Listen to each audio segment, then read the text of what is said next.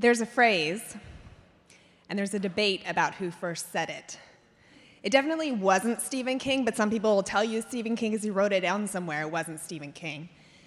It might have been William Faulkner. Some people think it was this guy that no one's ever heard of named John Q. Couch. The phrase, "kill your darlings," gruesome as it may be, is common advice now given to novice authors.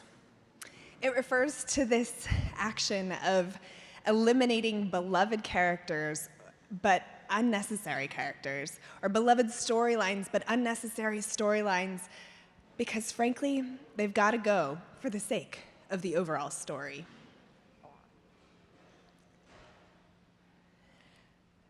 The Accelerator program was a GlobalGiving darling.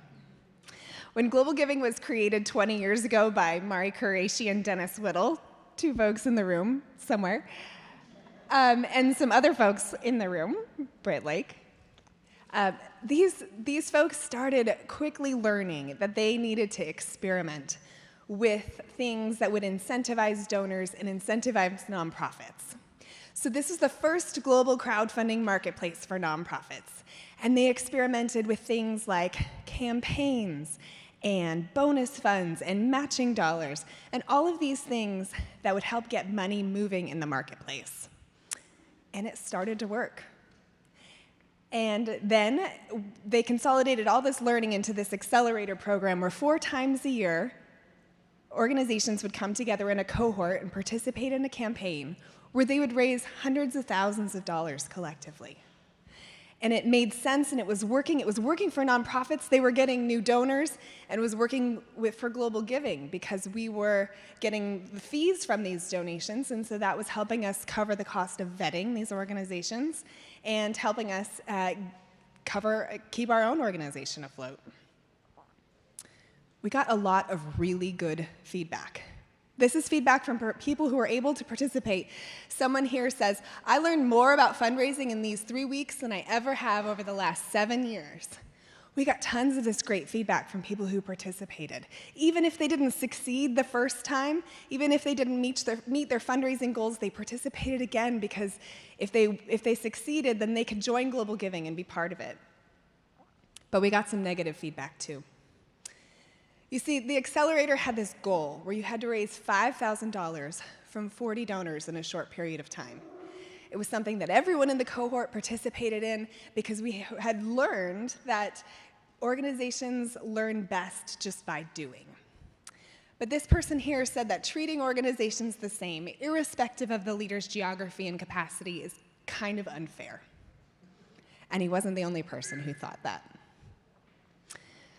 So as we began to look deeper into our own issues around race, equity, diversity, and inclusion, and as we conducted some primary research about community-led, which was at the heart of our new mission statement, we started to finally engage with the data and see what it wasn't showing. Here's what it wasn't showing.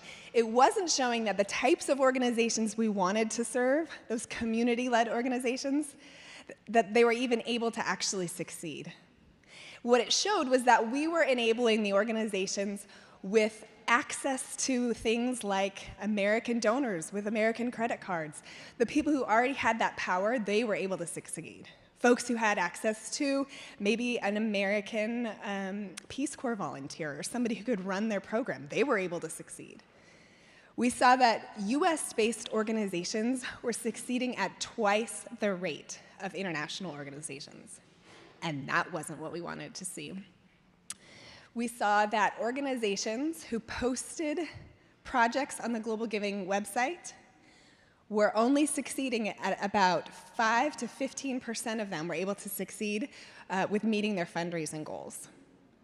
So that meant that our acceptance rates were on par with Harvard University. And finally, what we saw was that the people who had feedback to share who weren't able to succeed weren't even staying at the table long enough to give us that feedback.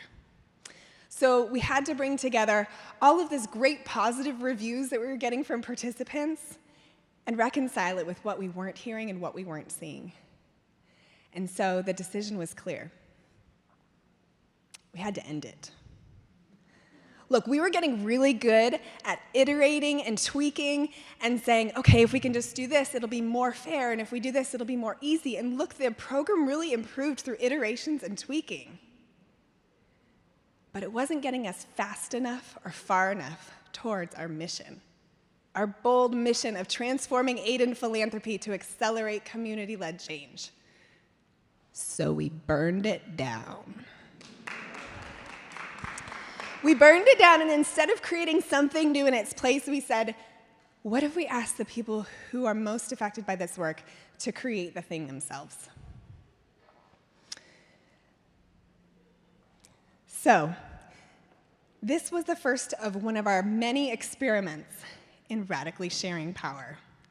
That community-led research that we had implemented and our commitment to diversity and equity and inclusion showed us quite clearly that if we want to accelerate community-led change, we need to become more community-led ourselves. So that would begin with sharing power and co-creating solutions with the people who are most affected. And that included people who were not impacted by our previous models. So, last week, this is literally us last week, look, there's me, I'm in Denver. Last week, we created our first co-creation participatory design studio. We got these folks together from all around the world for 16 hours over 4 days to co-create a new onboarding program for GlobalGiving, a new way to welcome organizations into GlobalGiving so that they could then access the benefits of being able to tell their story and get the training they need and participate in the campaigns. We had to make it easy for everyone to participate. First of all, we paid them to be there. Next, there were some folks who didn't have reliable internet, so we paid for Canaro to have a hotel room for 4 days in South Sudan so that he could participate. There were folks like Salma who didn't feel comfortable with the technology we were using, Zoom and Miro, and so we paid for Bakar to accompany her to be her tech support and also to offer his insight from his community. We had some Spanish speakers, and so we paid for live simultaneous translation for folks whose preferred language wasn't English.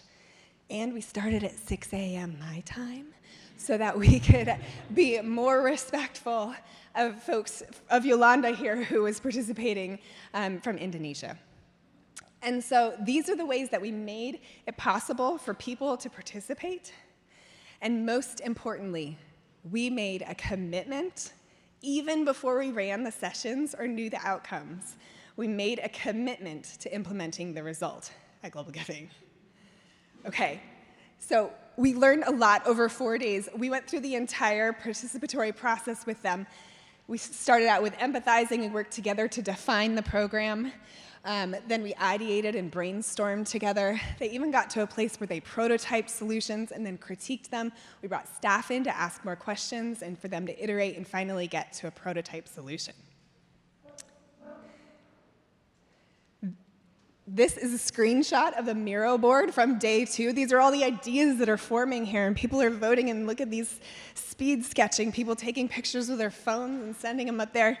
We did all of these things so you could see that this idea was starting to take shape, and it was scary for our team because we've already committed to this thing that we don't know what it looks like, and this is kind of what it looks like. But it also made 2022 planning really challenging because we were like, we've got to save a lot of money and time and resources for this thing.